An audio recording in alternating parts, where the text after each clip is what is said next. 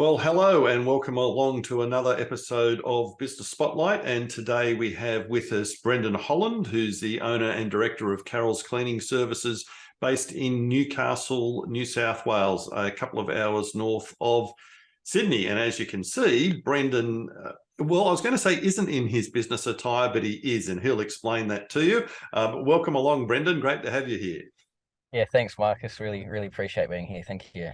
Wonderful, mate. Wonderful. So just tell us a little bit about Carol's Cleaning Service, what the business does, and then you can, how long it's been going for, and you can explain a little bit about why this is your business attire at the moment.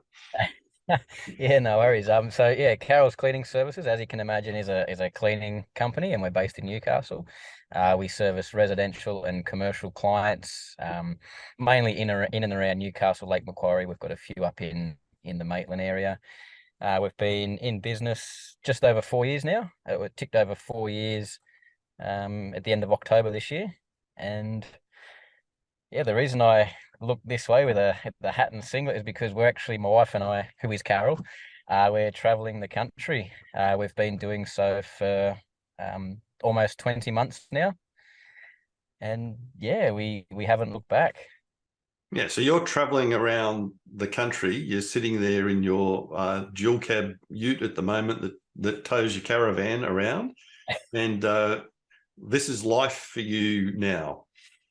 Pretty much, yeah. Well, apart from this isn't my ute at the moment. My ute's in getting some things done to it, but yeah, we travel around the country in a caravan. Over the course of the last 20 months, we've upgraded. We started with a camper trailer, and then we got a small hybrid van, and now we're up to a full size triple bunk van that's our home on wheels.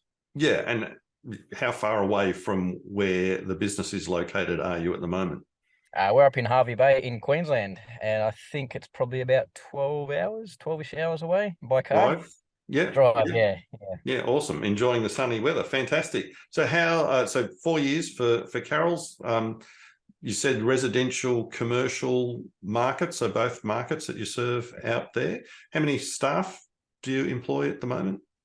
We've got approximately 8 staff and a management team that's Yep. also like our operations manager and then our admin side of things. Yep. Yeah, cool. And the is there a specific purpose or mission to the business, vision for the business? We love that we alleviate stress, and Okay. our clients, and we give them back time that rather than cleaning their house and getting on top of things like that, they can be out with the kids, they can be working on themselves, they can be out in the sunshine and Yeah, enjoying right. life. So it's Just not it doesn't stop at we're going to clean your house. There's no. more to what you do. There's definitely more to it. We add a touch of luxury, little touches that we do along the way in the home, and we really make our clients feel like they're getting that luxurious feel to their service. Yeah, so that I mean, my next question is what makes you stand out from the crowd? Is that one of those things? One of that's the little things, like for example, we fold our toilet paper, we fold towels, and we present the area. We don't just clean it and go, oh yeah, there's a towel left on the rail. We just leave it as it is. We fold the towel, make it nice. We fluff the pillows, things like that. We've also got an in-house auditor, so that's our one of our points of difference, that we're that focused on our clients. We want our jobs to be perfect all the time. So even though our team's great, they're humans. So our auditor just comes in and randomly spot checks, make sure that they're maintaining our standards, following our checklists, and really delivering on what we want to deliver to our clients. Right. So that means that when we look at the market that you serve, you're not providing that at a discount rate. You're not all things $2, come and No, buy them shop if that's what you're doing. no, definitely not. So is the specific market you serve differentiated by that as well? So the customers differentiated by the service, do you think? Yeah, it would be. So like on our commercial side of things, we're mainly we've got a few like dance studios, but we mainly attract doctors and physiotherapists and psychologists and those sort of medical field officers. And then in the home space, it's more of those professional, the families that sort of have that professional sort of job where they've got a bit, they want that sort of service, and they're happy to pay for that sort of service too. Yeah. Yeah. So, I mean, it doesn't stop anyone else using it. It's simply you tend to find people, it's probably maybe it's a higher income, a higher disposable Yeah. income where they're saying, well, we want those touches. We want to feel like, it sounds like, we want to feel like we've come to a 5-star hotel when we come home to the clean house. Yeah. We're not Yeah. running around the place going, oh, they didn't do that, because you've got the auditor in there to check as well. So that's fantastic. That I'm sure makes a world of must make a world of difference for the staff as well. I was going to say your customers, but for your staff to have that in place. What's it do for Yeah. them? It keeps them on their toes, with the auditing, they're not that they're constantly being watched, because that's not what it is. It's that they're striving every day to meet those standards, so that, when the auditor comes in, they can, and the auditor goes, the big tick of approval, it's like, job well done. They've done their role, they've provided the service, and they know that when that client walks back in the door, that they're receiving exactly what they're after each and every time. Yeah. So do you think, like you say, the staff are striving for that they do that in a positive manner, though, that they've been given, here's the expectation, here's the purpose of what we're doing for our clients? Does it actually help them in that positive way? Yeah, I feel and believe it does. It gives them the benchmark. We're not just, in there doing the motions and, being monotonous with it. It's, you've got your task, and they're always hitting it. It's that, like I said, it's that benchmark where, that you've got to be here, and to be there, you've got to be good, and you've got to be positive, you've got to be energetic, you've got to want to be that way. Yeah. Okay. Yeah, that's really interesting. Now, what's cropped into my mind before my next question that I had planned was actually, I'm still sure people will be sitting there thinking, well, that's all very well and good, but how's he got to be sitting in a ute in sunny Queensland, taking the family around instead of, it's only a 4-year-old business still. Yeah, So yeah. that means it was basically, a bit over 2 years old when you stopped working in it day to day and it hit the road. Yeah. What was it? What did you learn? What was the change of attitude? Like, what happened that enabled you to do that? So we've always wanted to travel the country, Carol and I. We've always thought, yeah, that's something we want to do. But when the kids are older, and there was a conversation with you back in January 2021, and you said, why don't you do it now? So we said, okay. So then it was a process of, right, well, how does the business need to function and operate? What procedures, what people do we need to put in to make that happen, that can allow us to travel without, allow us to travel freely without being in the business, running the business, and, being restricted. So, from that conversation, we put in a management team. We trained them up to show the way we do things, our checklists, our procedures, and yeah, they fitted right into the spot. And yeah, so now they run our company, but it's also their company in a way that it's their baby to run, to nurture, and we're just Yeah. in the background. Yeah. So you already had that vision of, if I could say, not wanting to work on the treadmill, Yeah. but you wanted to live differently than that. So then it was a matter of making the decision, instead of having it as a vision out there of making a decision, we're going to do something about it and putting the steps in place, actionable steps with a date set.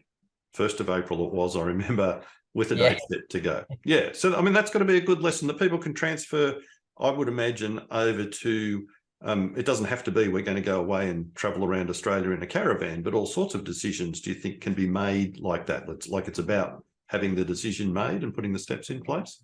Yeah, definitely make your decision and say, right, on the 1st of July or whatever date it needs to be, this is what's going to happen, and then you work backwards to Yeah. make it happen. Yeah. Awesome. So what do you think's your biggest success then, Brendan, in business? uh, our position now, like having the freedom to be with our kids every day. We get to be with our kids and my wife every single day. We get to grow as a family. We get to travel the country, see new things, learn new things, experience life Okay. without being, you know, trapped or, too much in our heads. And we've got freedom. Yeah. Okay, so there's going to be many people very envious of that lifestyle. So, in order to get to that success, what have you had to learn about yourself, or what have you learned about yourself? Well, one of the biggest things since I've got this freedom now is, yeah, you've got to work on yourself. You've really got to focus on who you are, what you actually want to achieve from life, not just business, but in life in general. And then, once you start working on yourself and you're clear about who you are, then you can, everything else, can just fall into place. It can just be, you can't not be right in yourself and expect your business to be right. You can't be not right in yourself and expect your personal life to be right. So, It all just sorry starts to with. cut you off, but can you give me an example when you say not be right in yourself? Like, what does that mean? So like me, for example, like my confidence, always over trying to analyze things and understanding now that that's just a part of who I am. I've learnt that who I am, how I operate effectively, is I go through peaks and troughs of like energy where Okay.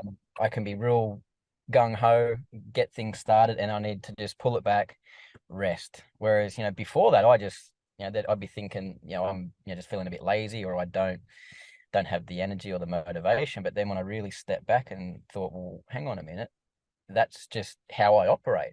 So then I Yeah. can use my advantage. Yeah. Yeah, and by advantage, I mean, when you get those surges of energy, that's when, game on, let's create, let's do something. And then when the energy drains, that's like, okay, now's the time to rest, be a bit more a bit more analytical and think. And then, when the next wave comes, up you go. Yeah. Right. So, what's helped you gain that learning about yourself?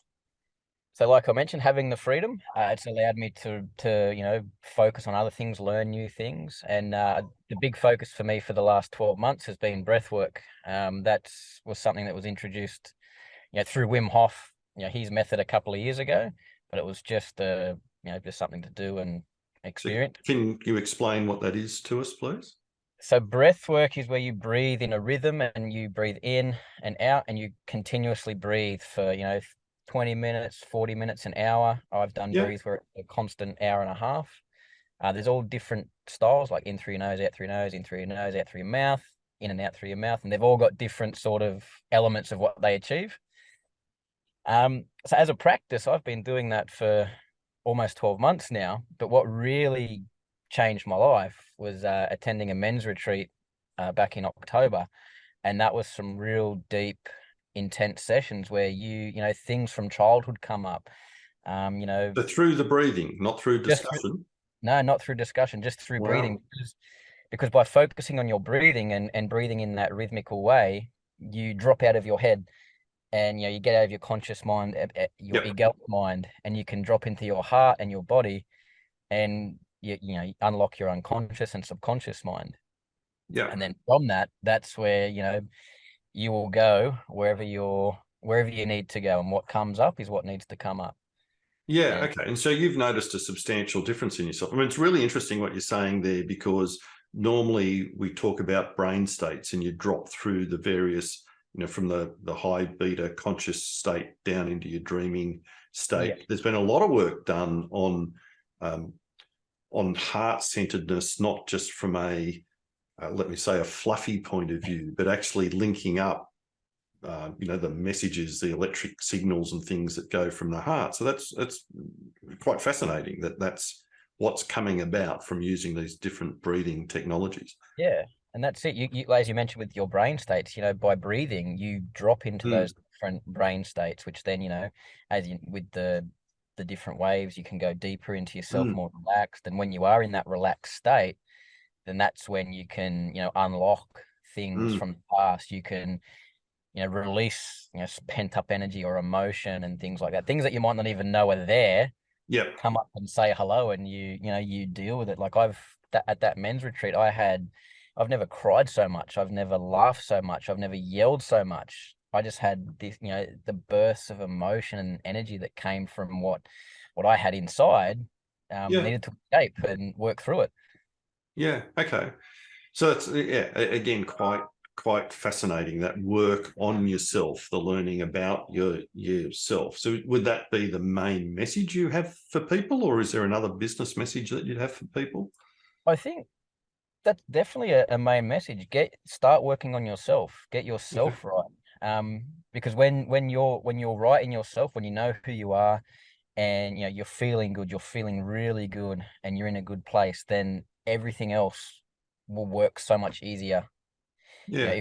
If you're constantly in conflict with yourself, you're gonna bring conflict from your business, from your partner, from your family, from society. So Can I I think, put this to you? Because what a lot of people would say when it comes to self-improvement is there's nothing wrong with me. You're saying that there's something wrong with me if I've got to do self-improvement. What's your answer to that? there's always things, things from childhood that we might not know are there. Like I said, there's always something inside that might be just, you don't know what it is, but there's something in there. And I'm not that that's a bad thing. Yeah. That's just human nature. We suppress, we push down, we forget, and that's just coping mechanisms. But Yeah. really, like, and not necessarily things like that, but even, if you're down in confidence, just, maybe practicing speaking in front of a mirror and just little things like that. It doesn't have to be big cathartic releases where you're screaming and punching pillows and things like that, but just little steps that make you better tomorrow than you were today.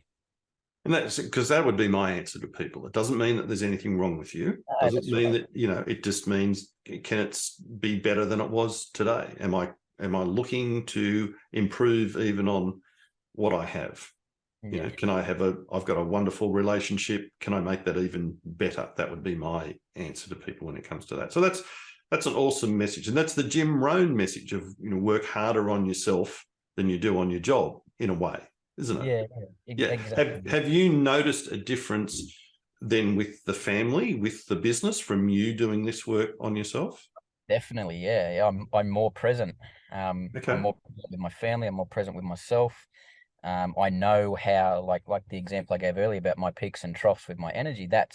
I know now that there's going to be times where I'm going to be up, and that's when I need to switch on, and that's the time where I create and I do and I get things done. But then when I come down and I'm in that low, that's like, right, that's not the time that I should be doing the things that need to be done up here. It's the time Yeah. where I recuperate, and yeah, just and that one thing there is like enough to just change the game of who I am and how I do things throughout my day. Yeah. Cool. Cool. And I know from you doing this work, you've actually taken the next step because it's been so successful for you. Can you tell us about what that is? Yeah, so again, after the men's retreat, it just changed. It literally changed my life. The 3 days that I spent there with 12 other blokes was just phenomenal. And from that, I was just like, wow, this, knowing already how the breath has helped me for the last 12 months, but that period of 3 days and, hearing other people's stories and seeing the effects that it was having on other people, I was just like, I've got to bring this to other people. Yeah. I Okay. want to, I want to guide other people on their journeys and get them going within and moving stuff and becoming a better version of themselves. So I've started breathwork training, so how to be a facilitator in a certain modality and how to not only teach the breath but hold sessions and you know just guide people on their emotional releases and things like that. And so if someone does have a big release, like a big cry or scream, knowing how to handle that for myself and hold space for the person that's going on that journey. So that's I'm at the moment I'm learning the techniques, the science, the foundational knowledge, and then also the practices of bringing it to other people. Yeah, cool. So we'll let people know also about how they can get in contact with you if they'd like to experience that. I'm going to get you along to, even if it's via Zoom, to one of our client sessions next year when we gather together to show people about how to do that. So that's awesome. So um, you might have already answered it in a way, but what's your biggest motivator? My biggest motivator is being a better me.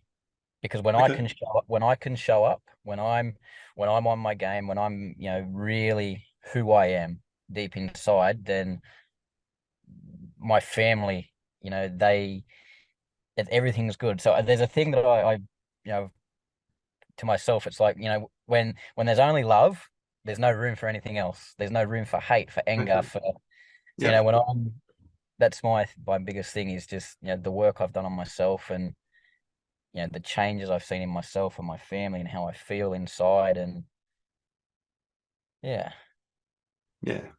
So love. that's it. Love. World peace. Eh? No, but That's, it's in a very genuine way, isn't it? and Yeah, that's and what you found. yeah, and as cliche as it sounds, like, love is the way. Like I said, if you're full of love and if you're giving and receiving love, there's no room for anything else. Because Yeah. if your kids, for example, are, if they're having a tantrum, or if they're not cooperating, if you're approaching that situation with love, then you're not fighting against it. So Yeah. yeah, Yeah, mate, that the advice my mother gave me. Your job is to love them. So 100%. that's awesome, mate. And it's great to see, people sometimes will criticize that as being fluffy, like the world peace thing, but people who have found that for themselves are all the same in the energy that comes from them when they talk about it. So that's just a great thing to hear. Any last pieces of advice, words of wisdom, favorite quote that you'd like to throw out there? So I've got two things. The one thing Yep. would be, work on yourself. Don't Yes. throw all your energy into working on your business. Take some time for yourself. But Yep. then there's a quote that I learnt from the retreat, and it's, if it's better to be good at being a man than to be a good man. And I love that, in the sense that, as men, we're told to be a certain way. And, you know, when you really get inside of what it means to be a man, then you find that being a good man is better than being good at being a man is better than being a good man.